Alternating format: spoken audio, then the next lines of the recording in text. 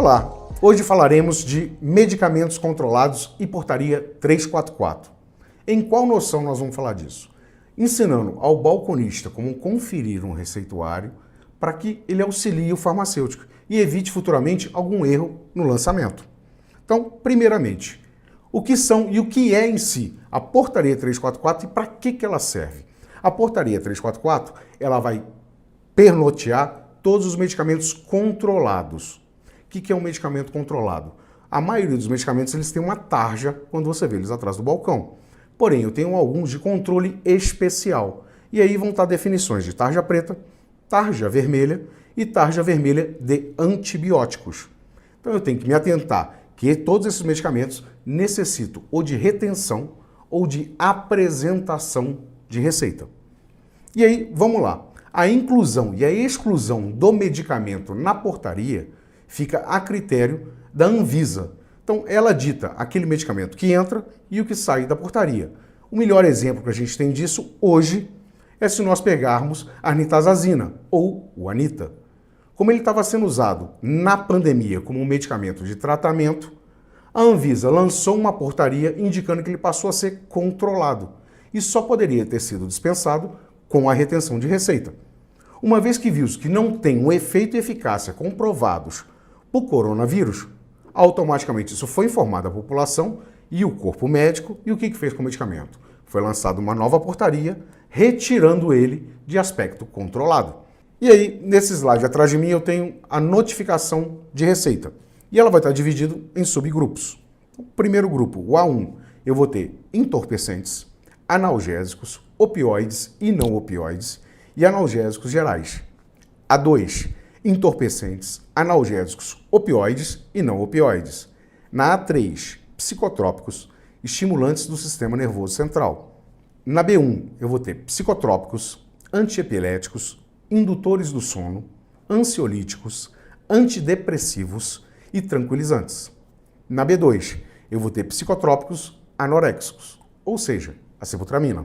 Na lista do C1, nós temos o controle especial de antidepressivos, antiparkinsonianos, anticonvulsivantes, antiepiléticos, neurolépticos e os anestésicos. Na lista C2, reutinoides para tratamento de acne severa. No C3, nós temos os medicamentos à base da talidomida, que são medicamentos com uso muito especial para evitar exatamente esse tipo de deformação. Então, só com acompanhamento médico e com um receituário muito bem explicado. Na lista C4, temos antirretrovirais, que são os medicamentos para HIV. E na lista C5, que nós temos os anabolizantes. Então, passeando pela receita, e aí a gente vai olhar aqui a lista A1 e A2, eu coloquei para vocês uma receita e o que eu tenho que conferir nela. Então, a notificação de receita A, que é um receituário amarelo, que é a lista A1 e A2, entorpecentes e psicotrópicos. Eu tenho que conferir o carimbo do consultório médico, a UF, o estado em que representa essa receita, o número código da receita, a assinatura e o carimbo do médico, o nome do medicamento, a miligrama indicada do medicamento, a posologia e a quantidade prescrita pelo médico daquele medicamento e a identificação do paciente. Quais são os principais detalhes, além desses, que eu tenho que me atentar? Lá no finalzinho, no chãozinho da receita, vocês vão conseguir olhar que ela tem a numeração de número tal a número tal. Isso é feito pela Anvisa, para evitar falsificações. Então, não tem como o cara chegar numa gráfica e mandar copiar aquela receita para vender, que a gente consegue fazer essa conferência.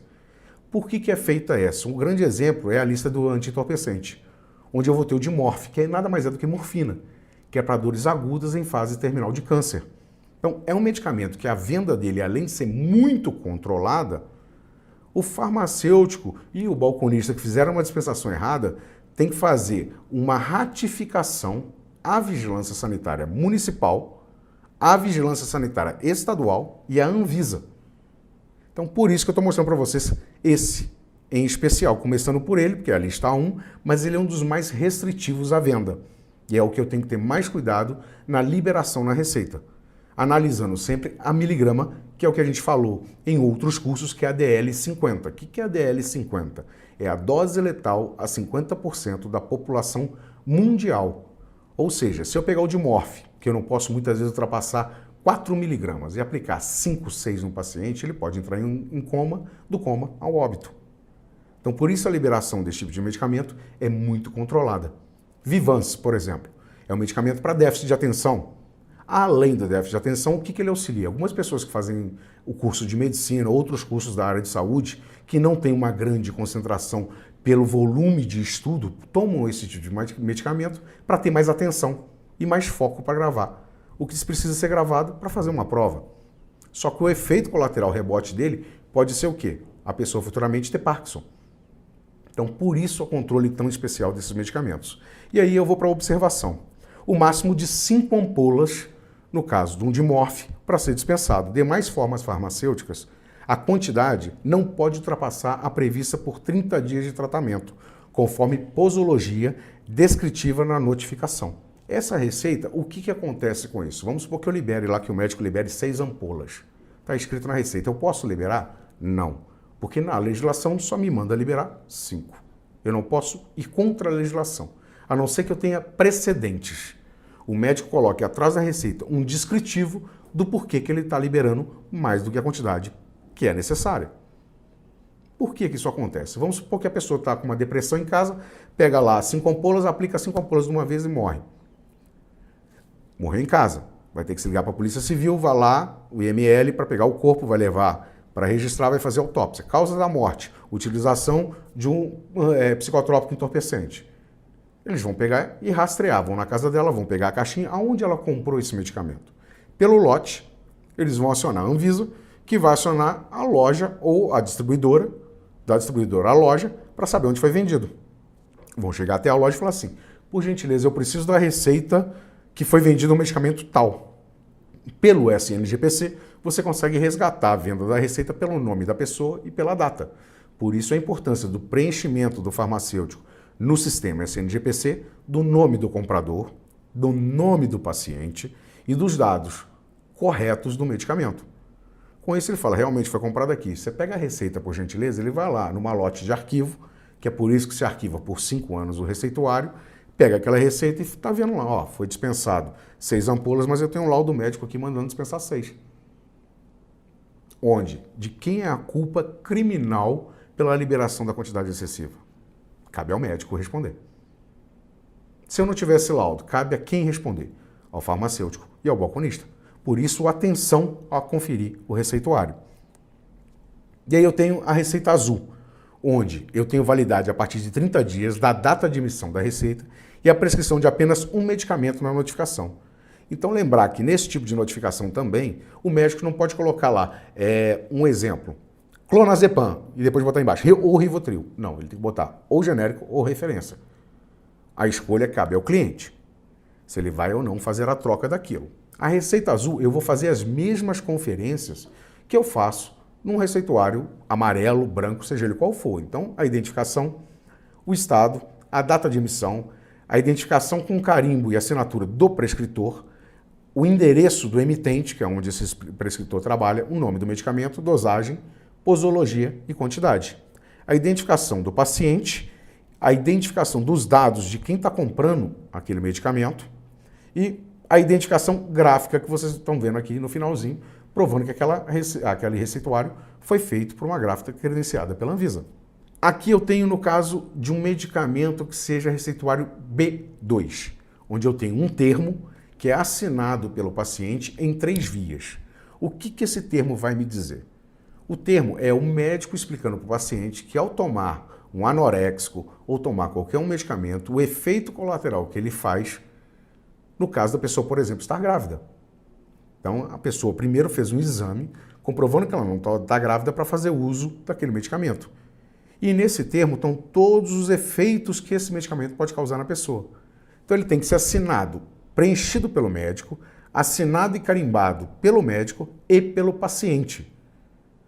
Porque ali está discriminado que o paciente leu todos os processos adversos que podem ser, que vir a causar nele no uso daquele medicamento. E aí sim, vão vir, ele é feito em 3 vias, uma via fica com o médico, 2 vias chegam à farmácia. Uma via, junto à receita original grampeada, fica em posse do farmacêutico, e a outra via, que é a amarelinha, é entregue ao cliente, que é a via dele de todos os efeitos colaterais. Então, é o termo de responsabilidade do prescritor em uso de um medicamento ou substância que possa vir a causar algum problema àquele paciente. Então, botei aqui para vocês terem noção, um termo assinado que está um pouco rabuscado para não se ler nem o CRM do médico, nem o nome do paciente, e um feito em Excel para vocês verem como é que ele é feito. Tá? Demais formas farmacêuticas. Então aí eu tenho o exemplo que eu joguei para vocês terem uma noção. Sibutramina, a DDR dela é de 15 mg dia, a DL50 dela é de 25 mg dia. Ou seja, vamos traduzir isso para o português. Sibutramina, cloridrato de sibutramina monoidratada, eu tenho em duas formas farmacêuticas, 10 mg e 15 mg. Então, veio a receita lá para mim. Tomar 2 medicamentos 2 vezes ao dia de sibutramina, 15 mg. A dose letal dela, que é a DL50, é de 25. O cara tomar 2 medicamentos, 2 cápsulas de 15, é 30 mg. Ele tem 50% ou mais chance de entrar em óbito.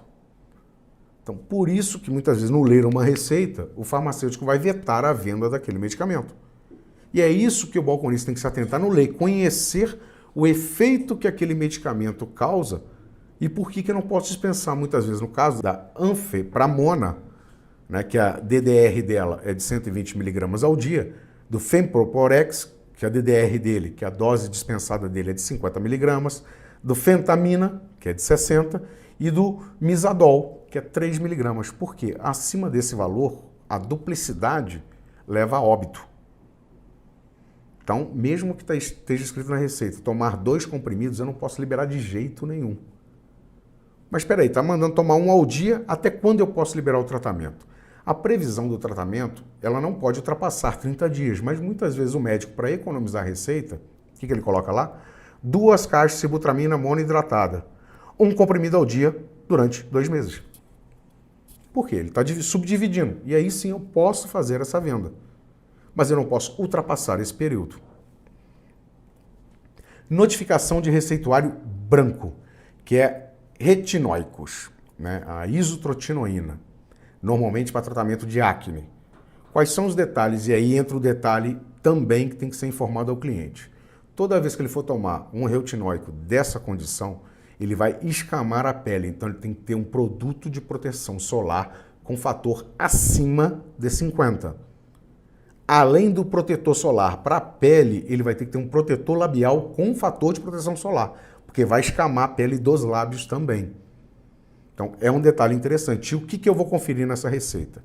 O nome do medicamento, vocês podem notar na receita que ela está com a marcação aqui que grávidas não podem, de maneira alguma, tomar esse medicamento. Tem que ser alertado ao cliente que o uso desse medicamento, eu tenho que ter um excelente protetor solar. E tem que ser usado a cada 2 horas. A exposição, quando a gente fala ao sol, não é somente ao sol, sol forte do dia, mas do dia nublado, do dia com chuva, as luzes de LED de uma casa internamente. Então, tudo isso ele tem que usar e repassar a cada 2 horas. Validade a partir de 30 dias da data de emissão, a prescrição de apenas uma apresentação, então eu não posso botar Ralcutan e isotrotinoína, eu tenho que botar ou um nome ou o outro. Né? A notificação da receita branca C2 é válida somente dentro do estado emissor. O que isso significa? Que se o emissor for de outro estado, eu não posso aceitá-la, por exemplo, do Rio de Janeiro, em Minas Gerais. Tarja vermelha. Os medicamentos à base de substâncias retinoides só podem ser dispensados em estabelecimentos farmacêuticos, farmácias ou drogarias, devidamente cadastrados na vigilância sanitária, conforme a legislação vigente para a notificação de receituário especial. E aí eu tenho dizendo quanto tempo eu posso ter esse medicamento, com quanto tempo eu posso aceitar ou vetar essa receita, tudo para vocês, descritivo aqui na apresentação. O controle de medicamentos especial para tarja vermelha, ele é apresentado em 2 vias, retendo sempre a original, entregando a cópia ao cliente, tem validade de 30 dias pelo emissor, ou seja, o médico é obrigado a datar a receita. A gente sabe que muitas vezes isso não ocorre, mas eu não posso datar essa receita. Quem tem que datá-la é o médico. Ah, mas chegou na minha loja sem data. Eu não preencho a data. Eu vou lançá-la com a data da minha venda, mas eu não preencho. Porque se um dia vier uma investigação, alguma coisa, eu falo, não, o médico não botou a data. Eu não posso colocar aqui, porque é um documento dele, não meu. Tá? Ela é válida em todo o território nacional, então eu posso vir com o receituário de Minas e comprar no Rio de Janeiro. A receita tarja vermelha, ela pode conter até 3 medicamentos descritos no receituário. Então, o médico ele pode colocar, para economizar receituário, até 3 medicamentos distintos ali de tarja vermelha. Então, esse receituário branco, né, bonitinho, onde, em alguns casos, se eu estiver falando de medicamentos C5, que são os anabolizantes, né, ele tem que colocar, o prescritor tem que colocar dele o CPF, o CID, que é o Código Internacional de Doenças. Né, o prescritor pode receitar no máximo 5 ampolas, não pode ultrapassar esse limite de 5 ampolas, com exceção de medicamentos anticonvulsivantes e antiparkinsonianos, que aí sim eu posso fazer a liberação para 180 dias nesse tipo de receituário. Aqui eu coloquei para vocês, para poder ter uma orientação na dispensação dos medicamentos, então eu tenho o tipo de receita, a lista que ela se enquadra, o medicamento em si, a abrangência dela, se é em todo o território nacional, se é somente local, a cor dessa notificação, a cor que vem esse receituário, a quantidade máxima da receita por período de tratamento, a quantidade máxima por receita, que eu posso fazer à venda, a validade da receita e o talão de notificação impresso para poder fazer a averiguação. Com um detalhe, na época de pandemia, o que está gerando muita dúvida em alguns farmacêuticos e até mesmo dos balconistas, é quanto eu posso dispensar. Então, um receituário, vamos pegar um receituário azul lá de Rivotril, 3 caixas, está liberando para o cliente. Eu normalmente liberaria as 3 caixas. Por efeito de pandemia, foi aberto um adeno da portaria na vigilância sanitária para que os idosos evitem ir à farmácia. Por esse motivo, eu posso fazer a liberação por até 3 meses. Então, quem levaria 3 caixas pode liberar de 6 a 9 ou até 12, dependendo da posologia descrita pelo médico, para evitar que ele retorne no mês subsequente para comprar o medicamento novamente. Nesse caso, de pandemia, tá? E aí passamos para algumas informações que acontecem muito em farmácia. Cirurgião dentista pode prescrever qualquer medicamento? Pelo Conselho Federal de Odontologia, sim. Porém, na página do próprio Conselho Federal, que é o que está descritivo aqui, conforme disposto no Ministério da Saúde, na portaria 344, o cirurgião dentista só pode prescrever substâncias e medicamentos sujeitos a controle especial para uso odontológico, o artigo 3855, inciso 1º. Ou seja, a portaria permite que o dentista prescreva tanto notificação amarela, azul, como receituário branco especial. Não existe uma lista pré-definida de medicamentos para o dentista prescrever. Porém, não justifica, para um exemplo, um cirurgião dentista prescrever medicamentos para a doença de Parkinson ou mal de Alzheimer.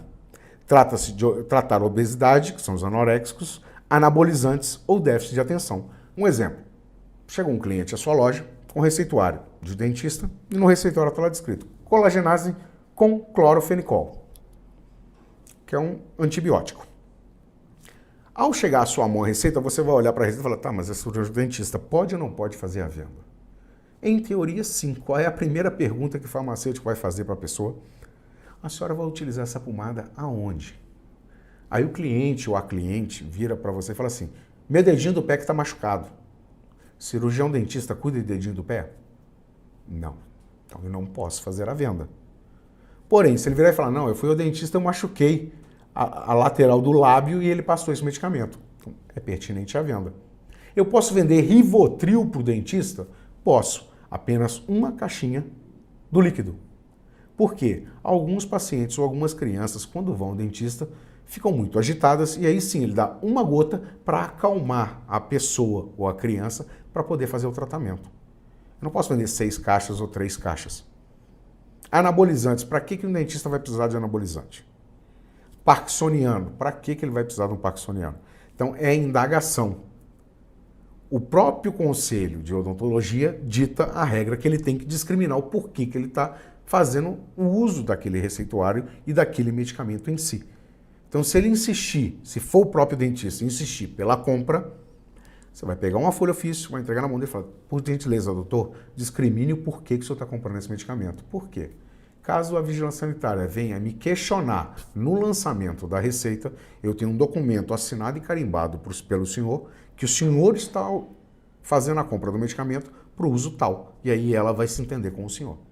No caso dos enfermeiros, então está uma briga no Supremo Tribunal Federal e até lá a gente tem a seguinte lei, que é a 7.498 de 86. O que ela vai ditar para a gente?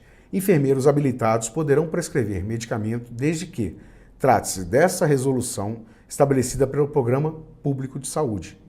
Então, ele pode prescrever medicamento de farmácia popular para o cliente pegar na farmácia do hospital ou do estado. Essa receita não é válida em farmácias normais, de rua, de dispensação, de drogarias. Segundo, eles não podem prescrever antibióticos que sejam para compra externa também. Então, bateu uma receita lá na sua loja. De um enfermeiro carimbado, eu não posso fazer a venda. Por quê? A pessoa com aquela receita, ela pega no município, na farmácia do hospital do município, o medicamento, de graça. Então, por isso eu não posso aceitar. E aí, entendemos não haver óbice em aceitação de prescrição de medicamentos feita por enfermeiro em rede de farmácias populares do governo federal e em rede de farmácias populares do Brasil. No caso de farmácia popular do Brasil, entende-se dentro de hospitais. Ainda não é liberado e você não consegue passar no sistema da farmácia popular do Brasil em farmácias normais de venda ao público, ok? Serviços farmacêuticos, e aí cabe ao farmacêutico, né, fazer o serviço de acordo com os artigos que lhe convém. O artigo 61, além da dispensação, pode ser permitida à farmácia e drogaria a prestação de serviços, conforme requisitos e condições estabelecidas na resolução. Inciso 1º. São considerados serviços farmacêuticos passíveis de serem prestados em drogarias a atenção farmacêutica, perfuração de lóbulo auricular e colocação de brincos, apenas o primeiro furo. O farmacêutico só pode fazer o primeiro furo, não pode fazer furos adjacentes na orelha. A apresentação dos serviços farmacêuticos também com aferição de parâmetros fisiológicos e bioquímicos. Então, fisiológico, pressão em glicose. Bioquímicos. Em alguns locais foi liberado uma briga muito antiga com a vigilância sanitária com um programa chamado RILAB, onde você coloca um mini laboratório portátil na sua loja com ligação à internet, o cliente vai lá, faz um furinho no dedo, você pega aquele furinho de sangue, põe no aparelho, o aparelho manda lá para o Paraná para fazer a análise do seu sangue. E vem o resultado de Zika, chikungunya, HIV, hepatite B, entre outros. É uma briga que estava no conselho entre os laboratórios credenciados e a RILAB. Já foi liberado e a RILAB ganhou. Então, em algumas farmácias tem esse produto para poder ser utilizado. E é mais um produto para ser colocado à disposição do seu cliente. E aí entrar em contato com a RILAB, que já foi liberada e pode fazer isso. Inciso 3. Somente serão considerados regulares os serviços farmacêuticos devidamente indicados no seu licenciamento. Então eu fiz o licenciamento da minha loja, não tinha sala de aplicação de injetáveis. Mas aí eu guardei um dinheirinho, consegui economizar, fui lá e montei minha sala de aplicação de injetáveis. Eu tenho que pedir uma nova autorização para poder utilizar essa sala. Eu não posso utilizá-la só porque eu acabei de colocar ela lá, tá? E com isso, a gente tramitou, né, pela portaria 344, mostrando os receituários, tendo as indicações positivas e negativas, como eu posso fazer uma venda assertiva, como eu posso auxiliar o meu farmacêutico nessa venda, o porquê que muitas vezes o farmacêutico é tão chato quando ele pega uma receita e fala assim, não posso dispensar, mas é só uma rasurinha, tá? A rasura, né, a má prescrição ou a má interpretação, o que ela pode gerar para a gente em punição. E quando eu falo punição, eu não falo só pro farmacêutico. É pro farmacêutico, pro balconista, pro gerente e pra loja. É uma cascata. Então, ele está ali como responsável técnico. Ele é obrigado a analisar aqueles pontos que estão ali naquela receita. E você, para auxiliá-lo e para evitar até mesmo um constrangimento de muitas vezes você pegar a receita, não fazer a análise dela, ir lá no armário, pegar o medicamento, trazer, quando for fazer a dispensação, entregar para o farmacêutico que ele não pode vender, e aí tem um conflito com o cliente, você sabendo fazer a interpretação da receita antes, você evita todo esse entrave que vai gerar um conflito com o cliente. Assim, a gente encerra os medicamentos controlados da portaria 344 e nos vemos no próximo encontro.